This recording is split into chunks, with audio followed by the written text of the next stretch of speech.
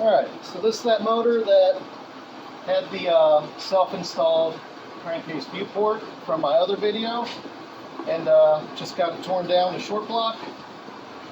And yeah, that there's your problem, buddy.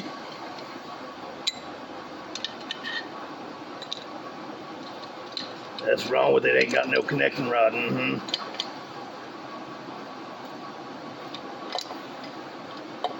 I need some butter to slap on this thing because it is toast. Holy crap. Just ate that entire connecting rod.